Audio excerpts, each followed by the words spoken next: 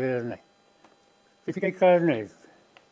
त्या कारणामध्ये एक तर असं दिसतं की अलीकडं ह्या ज्या एजन्सीज आहेत, ED असेल, CBI असेल आणि दुसऱ्या एजन्सीज असतील, त्यांचा गैरवापर मोठ्या प्रमाणात विरोधी आवाज हा दाबण्याच्यासाठी केला जातो असं दिसतंय. त्याचं पहिलं उदाहरण असं की काँग्रेस पक्ष त्यांचं जे बँकेचं अकाउंट आहे ते गोठवलं. बँकेचं अकाउंट त्यांचं गोठवल्याच्यामुळं त्यांची प्रचार यंत्रणेला जे काही त्यांनी नियोजन केलं होतं ते संकटात आलं.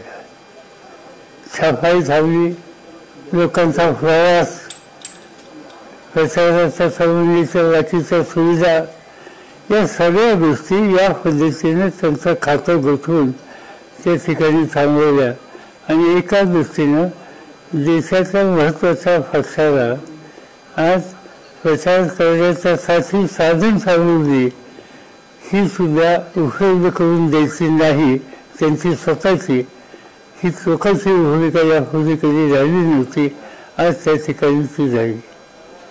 दुसरी गोष्ट अशी की राज्याचे काही प्रमुख नेते जे आहेत त्या प्रमुख नेत्यांच्यावर ED किंवा तत्सम ज्या एजन्सीज आहेत त्यांचा वापर करून त्यांच्यावर कारवाई करण्याचा उद्देशाचा प्रयत्न केला जातो. याचं पहिलं उदाहरण झारखंडचे मुख्यमंत्री ते आदिवासी आहेत.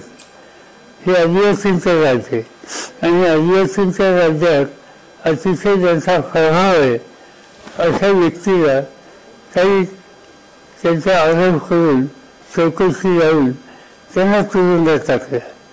मुख्यमंत्र्यांना तुरुंगात टाकल्याचा संबंधीचा निकाल तो झाला.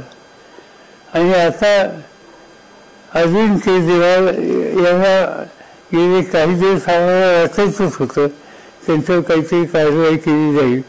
त्यांना आतापर्यंत 7-8 समन्स पाठवली आणि काल त्यांना अटक केली. अटक कशासाठी केली तर मद्य धरून, प्रत्येक राज्यामध्ये मद्य धरून असतं आणि त्यांनी त्याची पॉलिसी तयार केली. ती पॉलिसी तयार करण्याचा अधिकार हा मंत्रिमंडळाचा असतो कुठल्याही गोष्टीचा. शेवटी मंत्रिमंडळ म्हणजे काय, मंत्रिमंडळ म्हणजे त्या राज्याच्या वेगवेगळ्या प्रश्नांची धोरणं ठरवणारी अधिकृत यंत्रणा आणि त्या मंत्रिमंडळाने ती पॉलिसी ठरवली.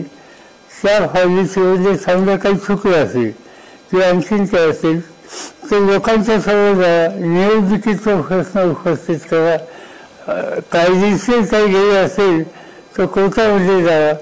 पण असं न करता तिथल्या 1 ते 2 मंत्र्यांना यापूर्वी अटक केली. तिथल्या एका राज्यसभेचा त्यांचा जो नेता आहे त्याला अटक केली आणि काल ही मुख्यमंत्र्यांना सुद्धा अटक केली. म्हणजे राज्याच्या प्रमुखाला अटक करणं आणि त्यांनी धोरणं ठरवली त्या धोरणाच्यासाठी अटक करणं हे टोटल गैरवाजवी आहे, चुकीचं आहे. आणि आज आपण तिथपर्यंत गेलो म्हणजे मुख्यमंत्र्यांना सुद्धा अटक करण्याच्यासाठी सत्तेचा गैरवापर करायचा इथपर्यंत आज हे भाजप सरकार पोचलेलं आहे. ह्या निवडणुका फेर म्हणजे मोकळ्या वातावरणात व्हाव्यात ही जी अपेक्षा आहे त्याबद्दलची चिंतेची अवस्था आज या ठिकाणी निर्माण झालेली आहे. मला स्वतःला दिल्लीची जी माहिती आहे त्यामुळं एक गोष्ट दिसतंय की केजरीवालला अटक झाली त्याचा परिणाम उद्याच्याला केजरीवालच्या 100% जागा निवडून येते.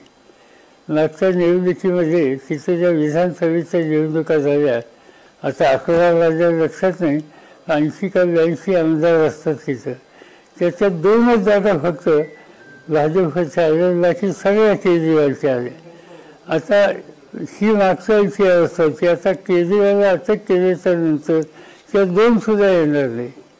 लोक केजरीवालच्या बाजूने कौल देतील आणि ज्यांनी या सगळ्या कारवाई केल्या त्यांच्या खबरीत देतील याची मला पूर्ण खात्री.